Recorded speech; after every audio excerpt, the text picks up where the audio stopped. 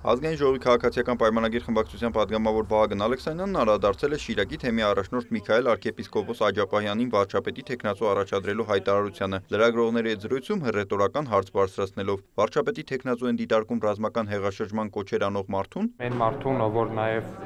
իր աջակցությունն է հայտնել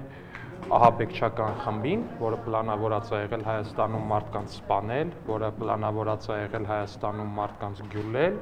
որը պլանավորած է եղել գյուլվածների ընտանիքին նաև կոմպենսացիա տալ այն մտքով, որ այն մարդիկ, որ իրանք պետքա գյուլեին, ընտանիքներին կոմպենսացիա պետք տային,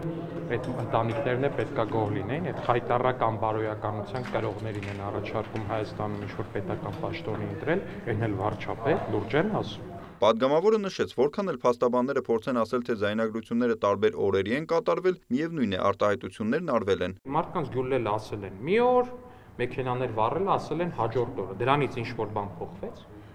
Դրանից ինչ-որ բան փոխվեց, հիմա ձեզ հարցնում եմ, ժողովուրդ ջան։ Որոշել են մարդիկ, որ պետքա մարդկանց գյուլեն, որոշել են, որ պետքա մեքենաները վառեն, էլեկտրասյուների լարերը կդրեն գցեն գետին, ամբողջ երկրում ինտերնետը անջատեն։ Երբևէ լսել եք այդպես բան, որ ընդդիմությունը ուզենա ինտերնետը անջատի։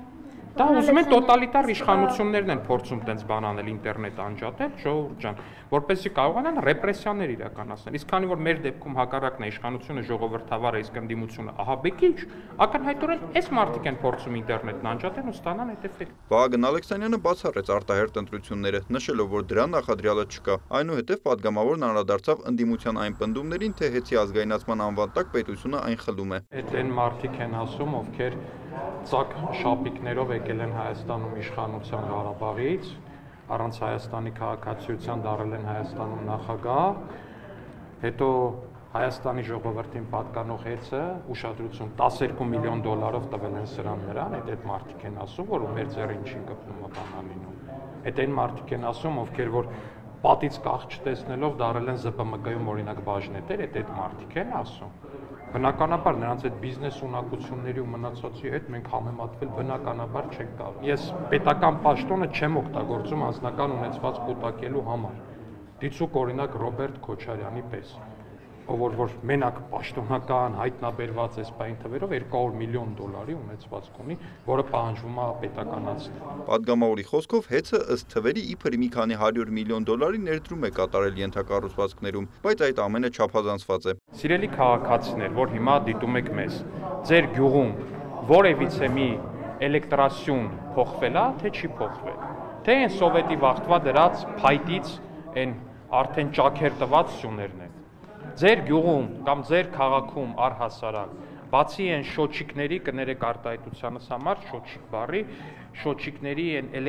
երկաթյա տուփերից ինչ որ ուրիշ ենթակառուցվածքային ներդրում դուք տեսել եք թե չեք տեսել այդ 600 միլիոն դոլարը որպես այդպեսին դրա մեծ մասը ներկայացվում է որ արվել է դա եղել է այդ շոչիկների Հայաստանում կա սպառողներին էլեկտրականություն մատակարարելու մենաշնորհ, որը պատկանում է հեծին, շեշտեց Ալեքսանյանը։ Կամայական գյուղ գնացեք, հարցրեք հարգելի ու սիրելի գյուղացիներ։ Ձեր գյուղում, երբ որ մազերը ծածանողից մի քիչ ավելի շատ ուժեղ, մի քիչ ավելի ուժեղ քամի է լինում, քանի ժամով է անջատվում ձեր հոսանքը։ Այդտեղ բեցը ընդհանրապես կապ չունի։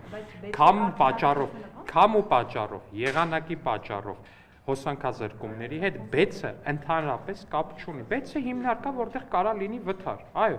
երբ որ այդ վթարը լինում է, մենք դրա մասին իմանում ենք, դուք էլ եք դրա մասին իմանում։ Բայց ամենօրյա լրահոսով, երբ որ տալիս եք հոսանքազրկումներ, ու դուք բոլորդ եք տալիս այդ հոսանքազրկումների մասին, որ մարդիկ ինֆորմացված լինեն։ Դրանց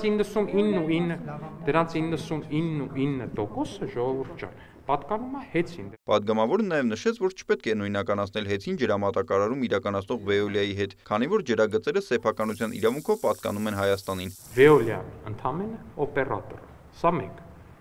Երկրորդը, որպես այդպեսի Veolia-ի ջրանջատումները իրանց բնույթով ուղղակի համեմատելի չեն հոսանքազրկումների քանակի չափերի։ Նախատեսվում է, որ պետությունը հուլիսից կստանձնի հեծի կառավարումը։ Պատգամավորն այս համատեքստում անդրադարձավ պնդումներին, թե պետությունը լավ կառավարիչ չէ։ Բայց ո՞նց է ստացվում, որ ԶՊՄԿ-ում պետական ներկայացուցչություն ունենալուց ու պետական մասնաբաժին ունենալուց հետո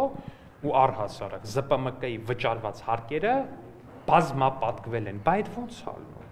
Բայց ի՞նչ լոգիկա է, բայց վայ Հակոբյանները բանը, որ այնտեղ փայատեր էին, բայց չէին կարող այդպես շահույթով աշխատացնեին ԶՊՄԿ։